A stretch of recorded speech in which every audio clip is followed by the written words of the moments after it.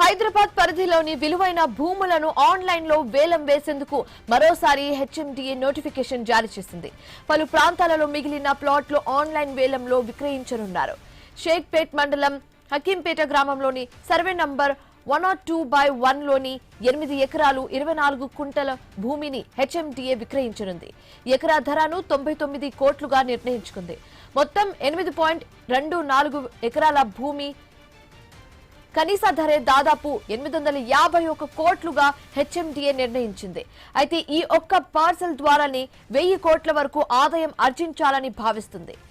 ఇంకో పలు ప్రాంతాల్లో భూములు ప్లాట్లను విక్రయించబోతున్నట్లుగా హెచ్ఎండిఏ పేర్కొంది. శంకర్పల్లి పరిధిలో మోకిలా లేఅవుట్ లో సర్వే నంబర్ 96/A లో 100 ప్లాట్లను విక్రయించాలనుకుంటోంది. ఒక్కో ప్లాట్ విస్తీర్ణం 300 నుంచి 500 చదరపు గజాల వరకు ఉంటుంది. కనీస ధర చదరపు గజానికి 50,000 రూపాయలుగా నిర్ణయించారు. మేడ్చల్ మల్కాజ్గిరి ప్రాంతంలోని మేడిపల్లి లేఅవుట్ లో 68 ప్లాట్ ను వేలానికి పెట్టారు. ఇందులో కనీసం 231 నుంచి 643 చదరపు గజాల వరకు అందుబాటులో ఉన్నాయి. కనీస ధర చదరపు గజానికి 45,000గా పేర్కొన్నారు. ఇక షేర్లింగంపల్లి మండలం చందానగర్ లోని సర్వే నంబర్ 174లో 484 చదరపు గజాలు కనీస ధర 60,000గా, గండిపేట మండలం భైరిగూడలో 2,420 చదరపు గజాలు కనీస ధర 50,000 రూపాయలుగా నిర్ణయించారు.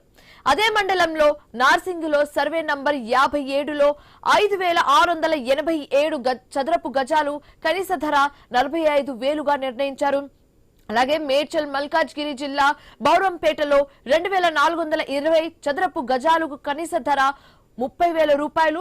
అదే జిల్లా కుత్బుల్లాపూర్లోని సూరారంలో సర్వే నంబర్ 694లోని 4,840 చదరపు గజాలు కనీస ధర 60,000 రూపాయలు.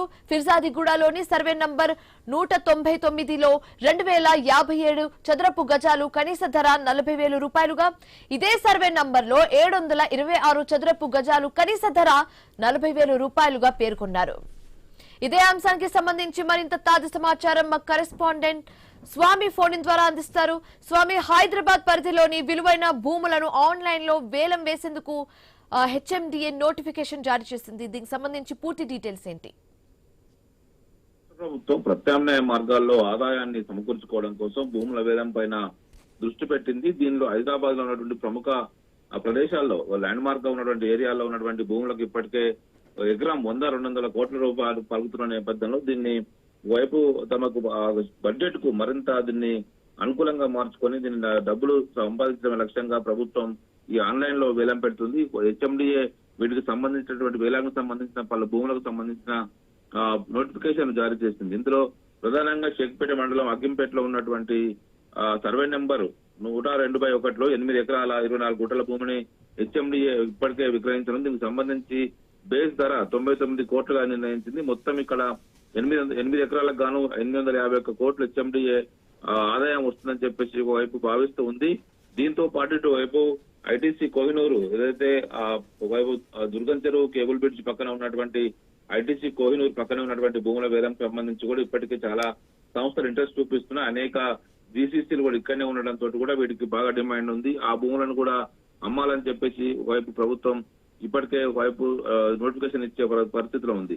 మరోవైపు శంకర్పల్లి మోకిలలో అత్యంత డిమాండ్ ఉన్నటువంటి మోకిలా లేఅవుట్ లో సర్వే నెంబర్ 96లో 100 ప్లాట్లను ఇప్పటికే ప్లాటింగ్ చేసి విక్రయించాలని చెప్పేసి భావిస్తున్నారు. ఒక్కో ప్లాట్ విస్తీర్ణం 300 నుంచి 500 చదరపు గజాల వరకు ఒక రెసిడెన్షియల్ ఏరియాగా దీన్ని పెట్టాలని చెప్పి ప్రభుత్వం నిర్ణయించింది. దీనికి అనుగుణంగా చదరపు గజం ధర 50,000గా బేస్ ఫేర్ గా నిర్ణయించింది.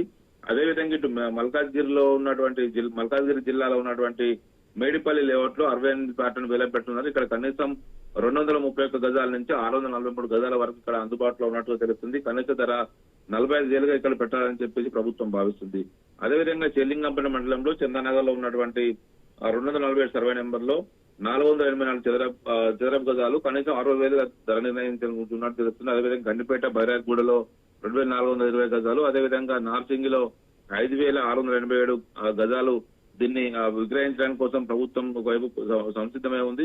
దీనికి బేస్ ఫేరు 45,000గా పెట్టాలని చెప్పి చూస్తున్నారు. ఇటు బౌరంపేటలో 2,420 గజాలు, దీనికి 30,000గా ధర నిర్ణయించారు. అదేవిధంగా ఉత్పులాపూర్ నియోజకవర్గం సూరారంలో 4,840 గజాలను దీన్ని విలానికి పెట్టనున్నారు. దీనికి బేస్ పేరు 60,000గా నిర్ణయించారు. పిర్జాదిగూడలో 2,057 గజాలు ఉన్నాయి. దీన్ని కూడా అమ్మడం కోసం ప్రభుత్వం పెట్టింది. దీనికి సంబంధించి 40,000గా బేస్ పేరుగా పెట్టారు.